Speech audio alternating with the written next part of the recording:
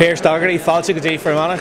I think these events are really important for Sinn Féin. It's a part of a leadership tour that we're doing right across the 32 counties, and I think if you look at the Sinn Féin's support that's been growing every single month in the south and in the north, and really solidifying that support, it's down to a number of key issues. As Kevin O'Keelan says, it's about being rooted, it's about being relevant, it's about being Republican, and the first part of that there, the rooted, is these events here, listening to the community, listening to what Sinn Féin activists, what Sinn Féin supporters, what the wider community has to say to the leadership of Sinn Féin, being available to them, being able to ask the questions, but also being there able to listen to what their concerns are, what their fears are and what their hopes are. And we're the only party on the island of Ireland, north or south, that does this, and I think that's a true testament to the type of leadership that Sinn Féin provides its community. So I'm really upbeat, I'm looking forward to the engagement later on. A huge turnout here in Enniskillen, and hopefully the night will go well, and I'm sure it will.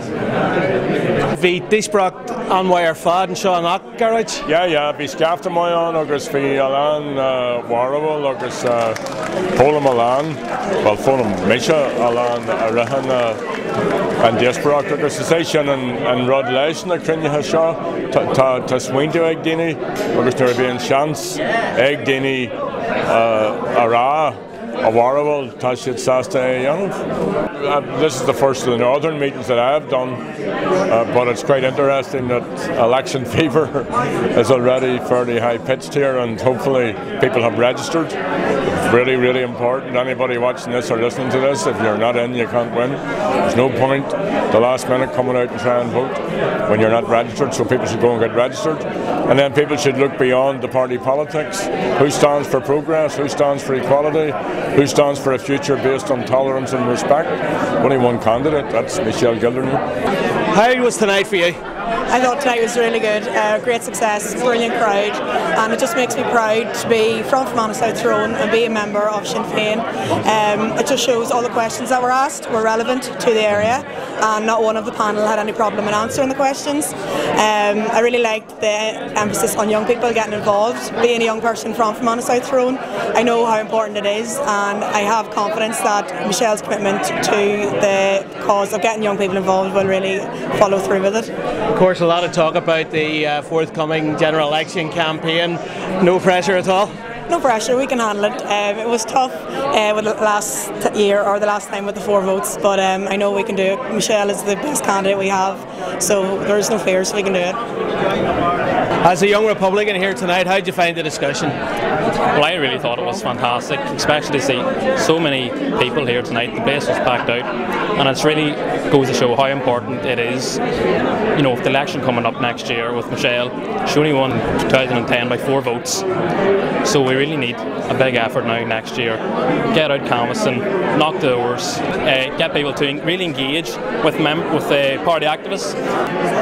Some of the topics that were spoken about tonight, energy, environment, are these things that young people are talking about? These things are spoken a lot. I'm actually a university student myself, and I know going through university, there's so many debates and events that are held inside that university setting, which enables students and other young people from outside, from the general public, to come in and discuss things like energy and fracking and things like that there, because really people do care. And you've seen recently now with the campaign of fracking in Fermanagh that the people really have spoken and they have rejected it, and it was good to see that it was blocked in the site that it was proposed. But the danger, as Gerry said there when he was speaking, it hasn't gone away and it will come back, so we really do need to keep our minds focused. Great buzz and energy here in the room tonight at this packed meeting. It's great to see so many people here from a wide range across the community, It's been a very good meeting, a lot of questions, a lot of different themes have been explored tonight.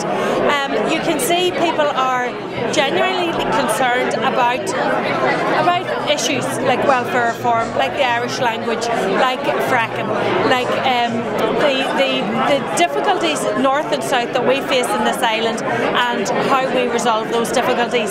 So very good engagement tonight. It's been a great success. I know there's other meetings happening the rest of this week, but I'm delighted that we had such a large turnout here in Fermanagh, and that people are engaged and they're up I mean, I think the sense is the community here are up for this election.